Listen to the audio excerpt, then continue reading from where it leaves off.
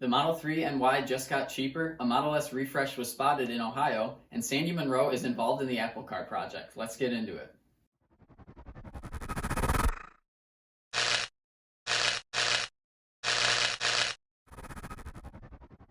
First up, Tesla has adjusted the prices of the Model 3 and Model Y.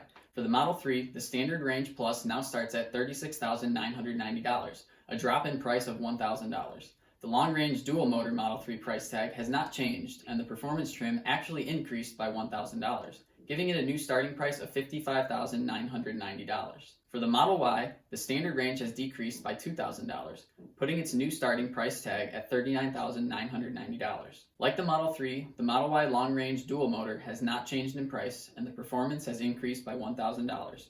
Changing its starting price to $60,990. I have a couple guesses as to the motivation behind these price changes. First, I think Tesla is lowering the entry-level model price to make these vehicles more accessible to the general population, which has been Tesla's goal since the Model 3 was unveiled. And in order to help offset the loss in profit from decreasing the price of the entry-level model, Tesla has increased the price of the top-level trim. This makes complete sense, as those who are really trying to stretch their budget in order to get into the standard range plus Model 3 or the standard range Model Y could very well be swayed to make the purchase with this $1,000 and $2,000 discount, respectively. But to those who are able to afford the performance trim, a $1,000 increase in price is not likely to make them walk away from making the purchase, since in this case, $1,000 is closer to a drop in the bucket compared to the total price of the car. My second guess at Tesla's motivation to make these changes is specific to the Model Y price adjustments. I made a video recently discussing how the Model Y long-range rear-wheel drive may be getting uncanceled soon, which you can watch by clicking up here.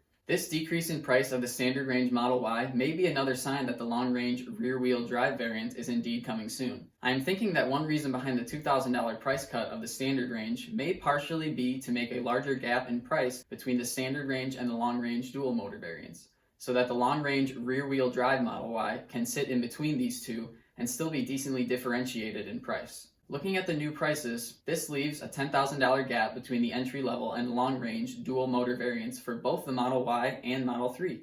Maybe this means Tesla is going to bring back the long-range rear-wheel drive Model 3 also? Now that is just me speculating due to the similarities in price gaps between variants for the Model 3 and Y, and there have been no rumors going around the internet that would suggest this. But hey, this would not be the first time Tesla has caught everyone off guard. Next up today, a Model S refresh test vehicle was spotted at a Tesla service center in Toledo, Ohio, and a guy named Tom from the Tesla Owners Club of Michigan posted a couple pictures of it on Facebook. This car had a circular steering wheel, and Tom said that the service advisor told him that the circular steering wheel will indeed be an option on the refreshed Model S and X. Although seeing the circular wheel on the test vehicle and hearing this from a service advisor is promising, this still has not been confirmed by Tesla. Maybe Tesla is just using the circular steering wheel in its test vehicles, while they are in talks with the NHTSA to confirm that the yoke steering wheel will indeed be legal in the United States. And once they confirm the yoke is legal, maybe Tesla will never actually release the circular option. We will just have to wait and see what Tesla ends up doing here. And now onto the Apple Car. Popular financial YouTuber Meet Kevin had auto industry expert Sandy Munro live on his channel for over an hour to discuss the electric vehicle industry in general. Sandy talked about why he thinks Tesla is far and away the best EV company out there today, saying that they are many years ahead in autonomous driving and computer chip design, as well as how the cars are so well built from an engineering, manufacturing, and durability perspective. Sandy really had some fascinating things to say, but that is enough for an entire video all on its own. So I might do just that and make another video detailing all the specific things that he talked about. Let me know in the comments if that is something you would like to see. But as for the Apple Car, there was one point in the interview where Kevin asked Sandy if he thought Apple had a chance in the electric car market. Kevin asked, quote, "Does Apple have a chance?" To which Sandy chuckled and said, quote, "I can't talk about that. I can't talk about that." So there we are. Next. Sandy then proceeds to smile and try to take a drink from his empty cup of coffee. It was clear that Sandy was uncomfortable in that situation, so Kevin quickly moved on to another question.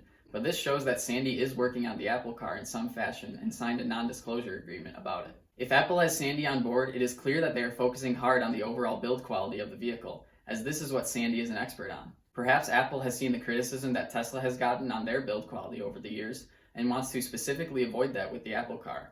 And who better to get guidance on this than the guy who has completely torn down both a Model 3 and Model Y. Sandy's reaction here makes it clear that Apple is having those involved with the Apple Car sign a non-disclosure agreement, and perhaps this is the reason why talks between Hyundai Kia and Apple had stopped. Maybe Apple was not happy that Hyundai Kia had publicly disclosed that they were trying to make a deal with Apple. Nissan was reported to be another frontrunner in discussions with Apple, but according to Business Insider, those talks have ended, as Nissan refused to produce a car that would be Apple branded, rather than having the Nissan name on it. On this matter, Nissan's Chief Operating Officer Ashwani Gupta said, quote, "No way we are going to change the way we make cars. The way we design, the way we develop, and the way we manufacture is going to be as an automotive manufacturer, as Nissan." He went on further to clarify that as interest in autonomous vehicles grow, Nissan is definitely open to working with tech companies, but that the companies would have to, quote, "adapt their services to our product, not vice versa." So lots of interesting stuff today. Do you think the Model 3 and Y price cuts are going to make a big difference in delivery numbers for Tesla moving forward? And what do you think about the Apple Car?